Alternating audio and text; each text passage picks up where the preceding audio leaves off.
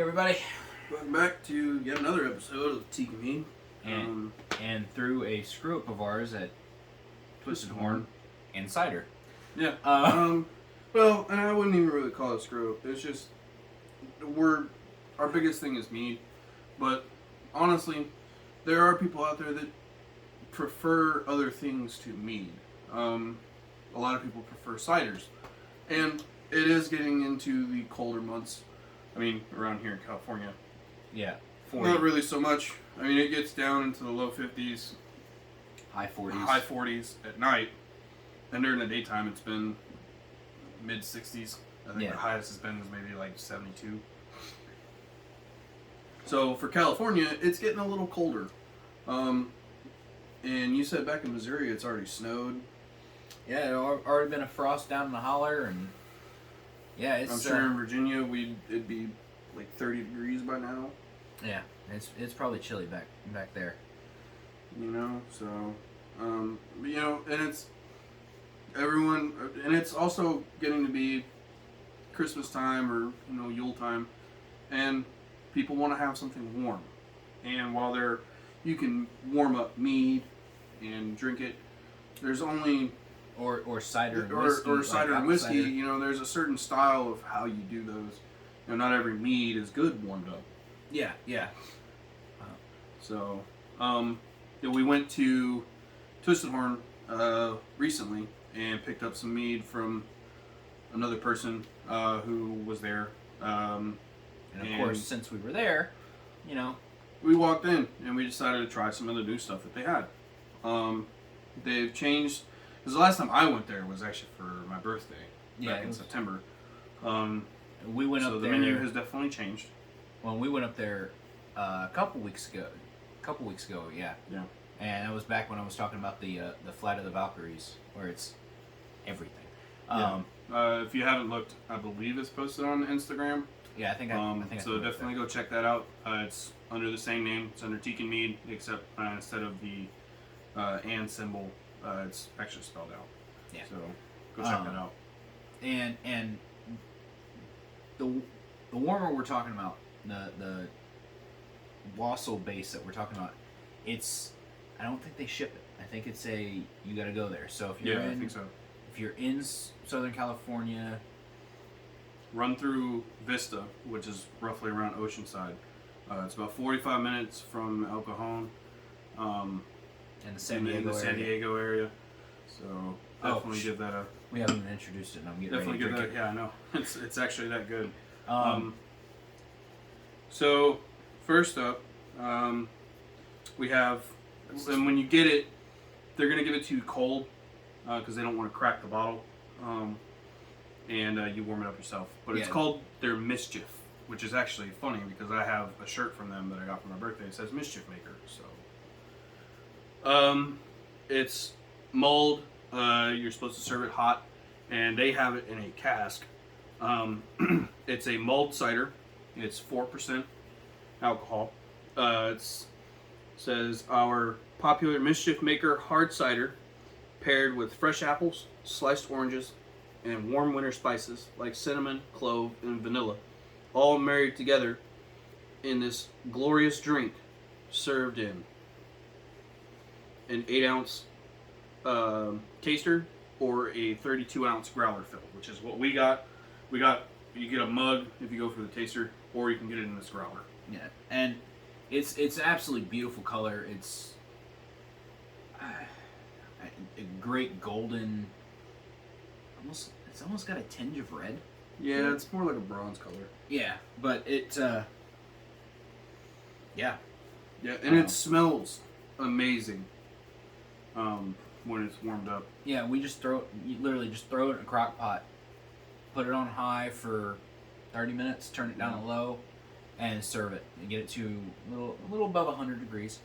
It's definitely one of those things like, for those of you that are into hunting and those kind of things, if you're gonna go sit out and if you're just gonna go watch and scout, it's great for scouting and sitting around the fire afterwards. So talking about how big or that if you got to go was outside or something, carry a thermos with you of this stuff, and it'll definitely Yeah. a little bit of warmth in your belly. I'm gonna say it outright. We are not condoning Alcohol firearms and and firearms, alcohol. Like, yeah. no, don't mix the two. Yeah. But all right, well, shall we? Yep.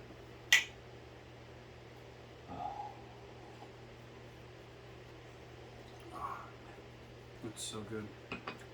So it's got kind of the spices and the cider and everything is kind of mixed in together. It's blended very well. You don't get more of a cider flavor or more of a spice flavor, like some of the ones that you can come across where it's more one than the other. I guess for me, really, the best example I could probably compare it to, and you guys can hate me for this. My parents, what they do for their spiced tea is they take the instant tea in a thing of Tang and they shake it together in a jar with the Brock's Red Hots, and you just pour it in a cup with hot water, and what happens is the Red Hots dissolve into the water, and the Tang gives it, I guess, that extra little bit there.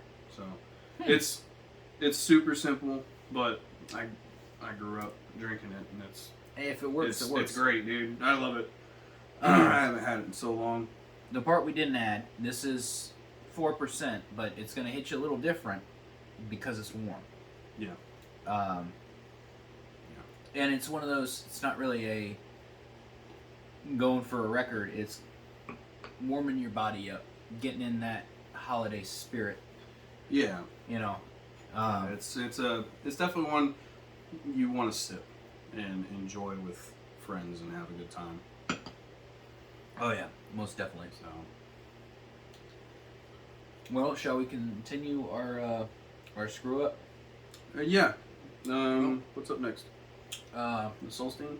Yeah, I guess we'll go with the Solstein. Looks like he's holding a stone. Yeah, it's a sunstone. It's a sun. Oh yeah. Okay. So it's apple cider with hibiscus and guava.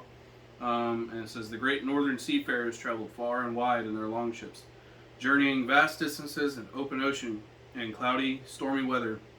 It was nearly impossible without the use of the sunstone to help navigate. With the sunstone to guide them, they reached faraway lands to bring back exotic treasures. Solstein is a tart and fruity hibiscus guava cider, tribute to the early adventurers risking their lives to venture to new lands. Skøl. And it's more on the dry side, but yeah, it's also 8.5. Yeah. 6.8. Oh, 6.8. My bad.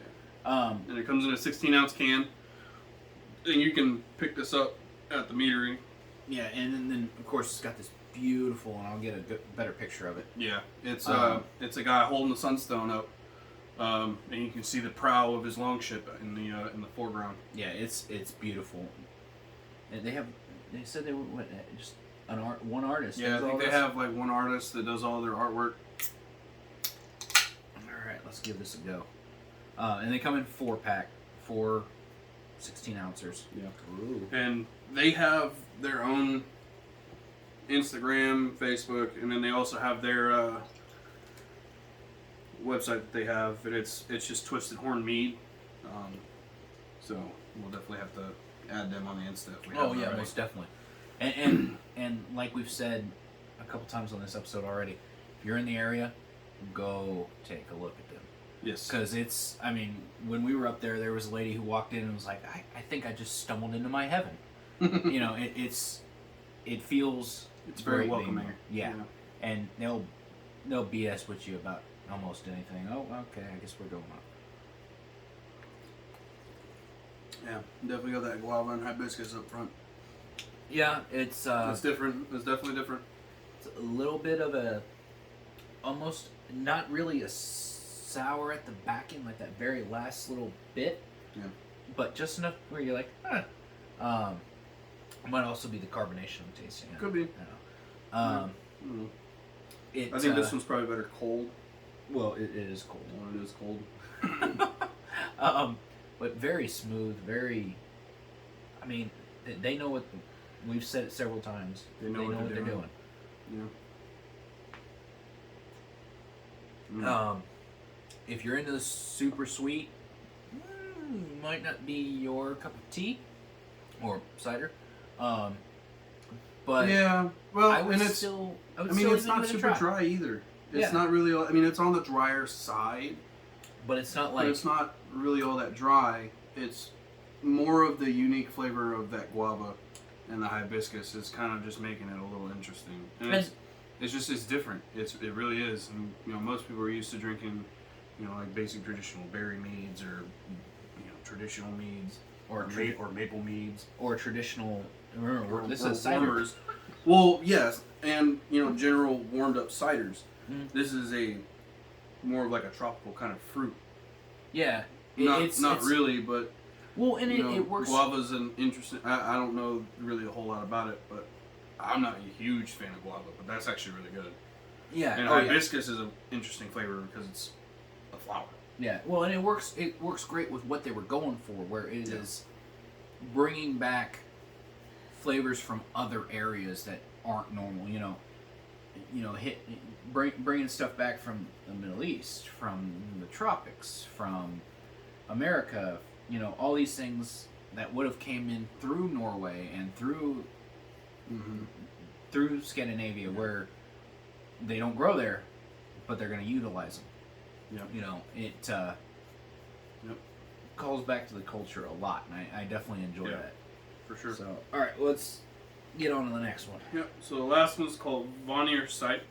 This one's a boysenberry, huckleberry, and raspberry perry. So the pear cider? I don't know. Though known for her delectable allure, Freya was also a mystic with third sight and clairvoyant powers. The three-berry combination of Vanir Sight Perry mimics Freya's complexity by adding a deep richness to the fair and supple pear. Oh. A beauty to behold and mysterious in the hand, one to be enjoyed but not underestimated. So this one's a little on the sweeter side. And it's got a very beautiful image of Freya with fruits and a couple of skulls, and she's holding a horn. It's definitely what you would expect from. Oh yeah, it's and a genuine portrait of Freya. And I wish I knew your name. Whoever is making these drawings, wow, like they're beautiful. They are. The can is a piece of art. Like this one's 5.8%. Yeah. Yeah. It's not bad. All right. Well, shall we? Yeah. If you can get it open. I don't have fingernails. It's okay, Daddy. You'll help. Normally I use my teeth, but don't do that. That's bad for your teeth. Oh, look at the. And other people also don't want your spit on their can. Yeah, it's a really beautiful, like, pinkish rosé color. That's very unique. I wish I had a glass I could show y'all. I'll take a picture of it in the glass. Yeah. I think I'm getting more of the boysenberry smell. I'm getting like half my nose is pear and the other half is the boysenberry. Yeah. And maybe right at the back end, maybe. you get that huckleberry. It's definitely a complex smell. Yeah. Ooh.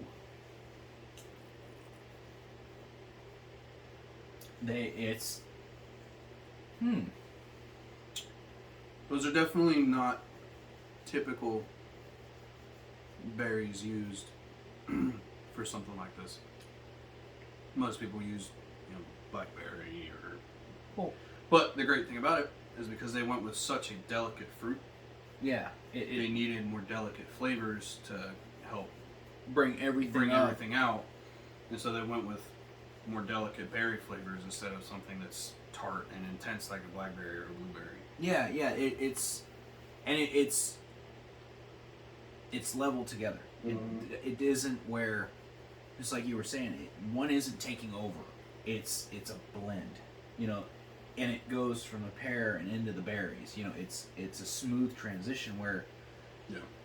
you know, we've had some of them where it kind of hits and it's, I don't taste this at all or that Right. at all, and this is, you get it all. Yeah. It can definitely be deceiving because you don't taste the alcohol at all. Well, yes. I don't at all. I don't either. And the nice thing about it is the alcohol content is pretty low. You know, but we've also been doing this for a while. So for us, we don't notice it. But if you're getting fresh into it, you may notice it a little bit more.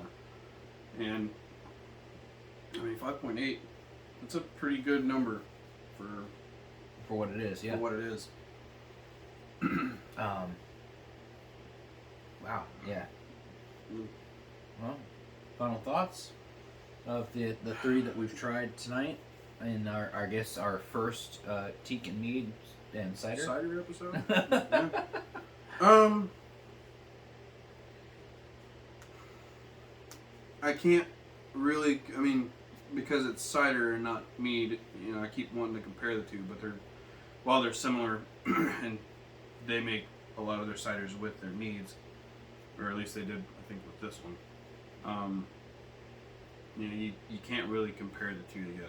They're different textures, and they're made differently. As far as ciders go, I haven't tried very many, but out of the ones that I've tried, these are very good. And like a lot of their stuff, they've done a very good job of marrying those flavors together in such a way that, like you said earlier, it's not more one thing than the other. It's, you get a good natural kind of progression blend of everything, you know, so you can get all those flavors one after the other. Yeah, and I'm not going to say those words. It works just like you were saying.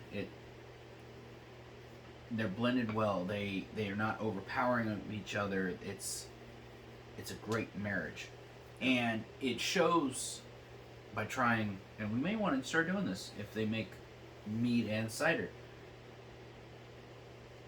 They're, you know, with Twisted Horn, they're doing both very well. You know, Yeah. We've never had a bad mead from them, and Now we're doing ciders. 3 for 3.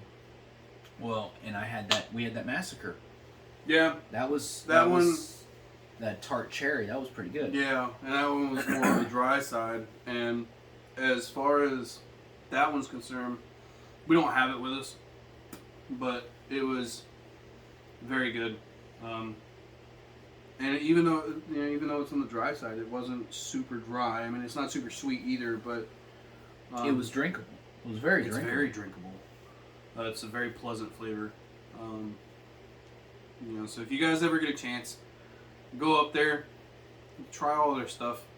Not everything that we tried on the show is going to probably be there, but I'm sure a good number of the things will be. Well, and they changed their menu up a lot, Yeah. which keeps it fresh, which is, you know, really cool. It's never the same thing every time. And if you're money conscious, they are not extravagant. It is very affordable to go up to their hall. Oh yeah. Well, because we got out with your birthday, and we had a good amount. Mhm. I think it was $80 some odd bucks. Yeah, something like that. And there was quite a few tasters and a couple bottles involved and whatnot. But yeah, if you're in the area, SoCal, go up and give them a try. They have events up there too. Yes, third Thursday of every month. Yep. They do storytelling. You know, it might be the story of the Norse gods or of pretty much anything. It just, Yeah. you know, it's, and then every now and then on the weekends they have live music too. Yeah. Because we went up there, was that a Friday or a Saturday? It was Saturday. And they had, you know, a 2-guy band just sitting there playing random folk songs, you know.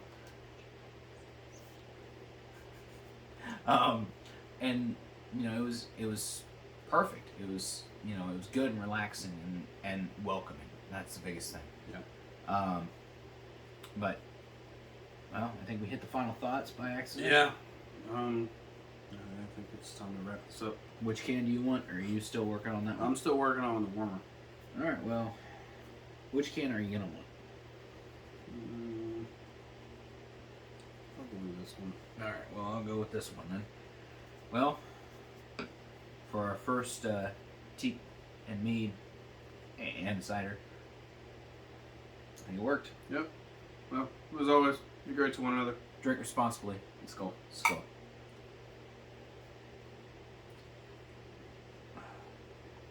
I hope they keep this around. That's Yeah. really good. Hopefully.